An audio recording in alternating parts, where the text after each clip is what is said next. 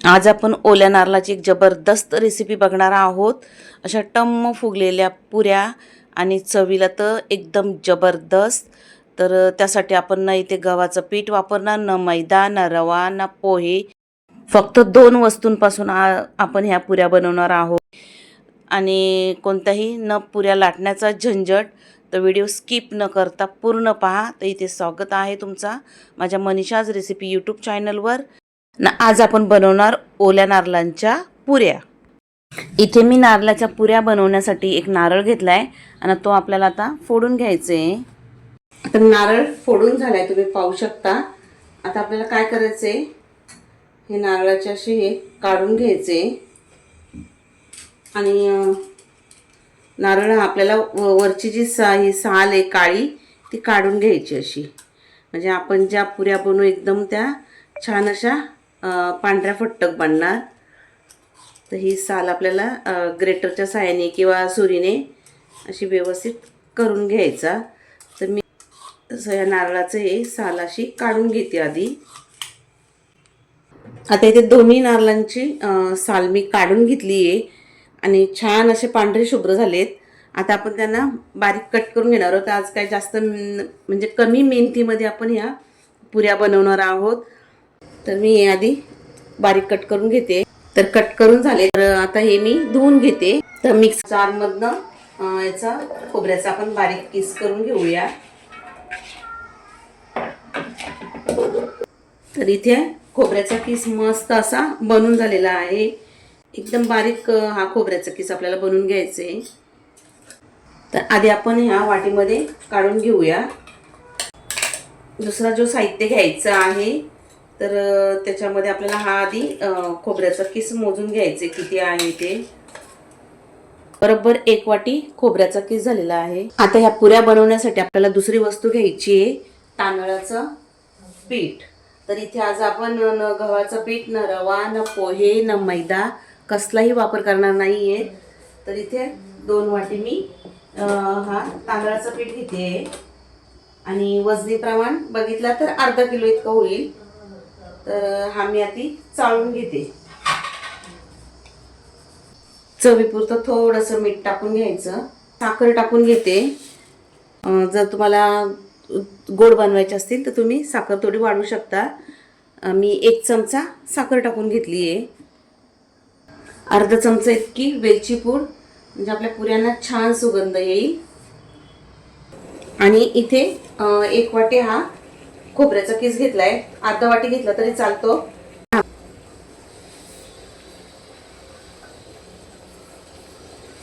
आणि हे सगळं चमच्याने आधी व्यवस्थित मिक्स करून घ्यायचं।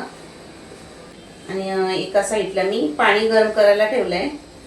छान असं कडकडीत उकळता पाणी घेतलंय आणि 1 ग्लास पाणी मी गरम केलेला आहे। त्यातलं थोडं थोडं पाणी आपण याच्यामध्ये टाकून घेऊया। पाणी गरम टाकून या चमच्याने असं पाणी तो मिक्स करून घ्यायचा। एकदम पाणी ओतायचं नाहीये, थोडं थोडं जसे आपण तांदळाच्या भाकरी करण्यासाठी उकड घेतो, कच्ची उकड, त्या पद्धतीने आपल्याला हा पिठामध्ये पाणी टाकून घ्यायचे। जर तुम्हाला वाटलं पाणी कमी पडतो तर पुन्हा थोडंसं पाणी तुम्ही गरम करून टाकू शकता। हा 1 ग्लास पाणी टाकून घेतलंय। मला पाणी थोडं कमी वाटलंय म्हणून मी थोडा अर्धा कप इतका पाणी पुन्हा गरम करून थोडंसं टाकून घेते। आता आपण हे थोडं थंड करून घेऊया। आता थोडं थंड झालंय तर आपण पीठ मळून घेऊया।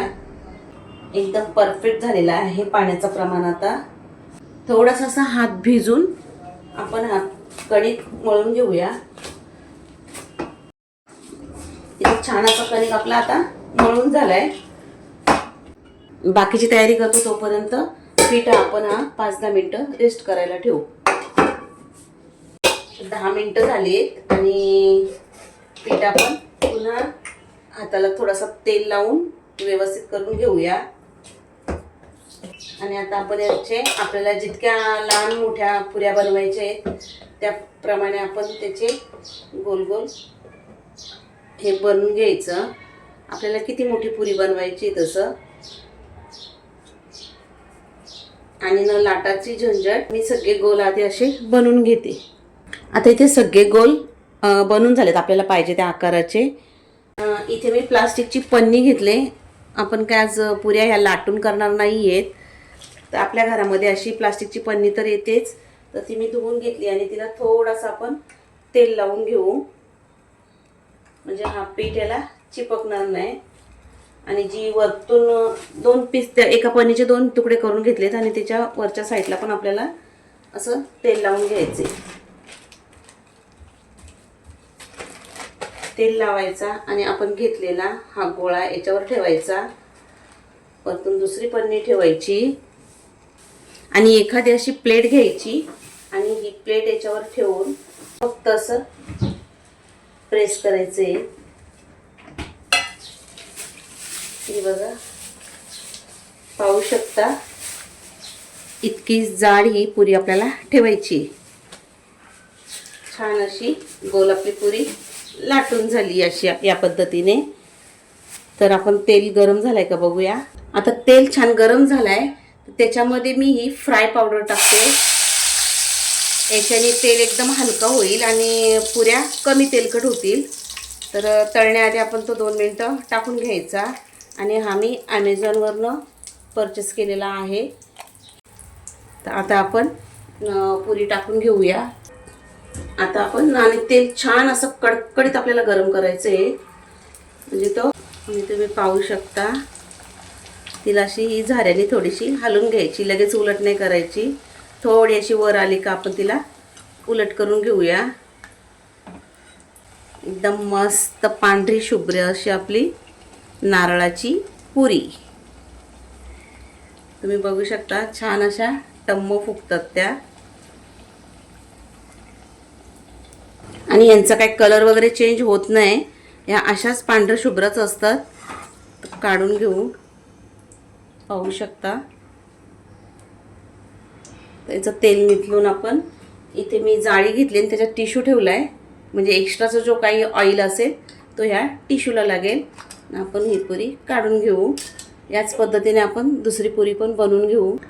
पन्नीला थोडासा तेल लावायचा, पुन्हा घेतलेला बनवलेला गोल ठेवायचा आणि वर एक दुसरी पन्नी ठेवून अशी एखादी प्लेट वगैरे घ्यायची आणि तिला असं करून घ्यायचं. म्हणजे आपली ती पुरी तयार होते आणि आपल्याला पाहिजे त्या साईजची तयार होते, तेवढ्या जाडीची. आता ती मी ह्या तेलामध्ये टाकून घेऊया. टाकल्यानंतर थोडं असं हलवून तिला घ्यायची. मग आपण आता उलट करून घेऊ. तुम्ही बघू शकता एकदम टम्म अशा पुऱ्या या फुगतात. आता आपण त्याला उलट करू आणि उलट करून पण आपण तिला तळून घेऊया. मस्त अशी तळून झाली आहे, टम्म फुगलेली आपली ही नारळाची पुरी. तर आपण ह्या प्लेटमध्ये काढून घेऊ. तर याच पद्धतीने मी सगळ्या करून घेते. इथे सगळ्या पुऱ्या आपल्या तयार झालेल्या आहेत आणि तुम्ही पाहू शकता एकदम अशा मस्त अशा टम्म फुगलेल्या आहेत. तर मी तुम्हाला तोडून दाखवते. पाहू शकता आतपर्यंत अशा त्या छान अशा आतपर्यंत तळल्या आहेत आणि एकदम अशा क्रिस्पी आवाज ऐकू शकता तुम्ही. तर ह्या पुऱ्या तुम्ही प्रवासामध्ये नेऊ शकता. ह्या पुऱ्या तुम्ही चिकनचा रस्सा, मटनचा किंवा टोमॅटोची चटणी अशा याच्यासोबत तुम्ही खाऊ शकता. तशाही खाल्ल्या तरी त्या चवीला खूपच मस्त आहेत. आणि एकदा जर तुम्ही ह्या पुऱ्या बनवून खाल्ल्या तर तुम्ही दुसऱ्या कोणत्याच पुऱ्या बनवणार नाही आहेत, इतक्या जबरदस्त होतात. तर माझ्या सांगण्यावरनं एकदा तुम्ही करून बघा ह्या नारळाच्या पुऱ्या. एकदम मस्त वरतून अशा क्रिस्पी आणि आत एकदम मऊ अशा झालेल्या आहेत त्या, पाहू शकता तुम्ही. आणि ऑइली नाही आहेत आणि बनवायला एकदम सोप्या आहेत, सहज बनवता येतील. न लाटण्याची मेहनत आणि कसलीच मेहनत नाही आहे. फक्त मिक्सरमधनं आपण फिरून घेतो आणि तसं आपण भाकरी वगैरे बनवायला कणिक तर मळतोच, त्याच पद्धतीने आपल्याला फक्त पीठ मळून ह्या पटापट बनवून घ्यायचे आहेत आणि झटपट तयार पण होतात. तर रेसिपी थोडी जरी आवडली असेल तर लगेचच माझ्या चॅनलला सबस्क्राईब करा, बाजूला असलेला बेलचं बटन दाबा आणि रेसिपी आवडली असेल तर लाईक करा, तुमच्या मित्रपरिवार नातेवाईकांमध्ये शेअर करा, म्हणजे तेही रेसिपी बघून अशा नारळाच्या पुऱ्या बनवणार. तर ह्या होळीला बनवून बघा. तर चला पुन्हा भेटूया अशाच एखाद्या जबरदस्त आणि मस्त रेसिपीसोबत. तोपर्यंत मस्त खा आणि मस्त रहा.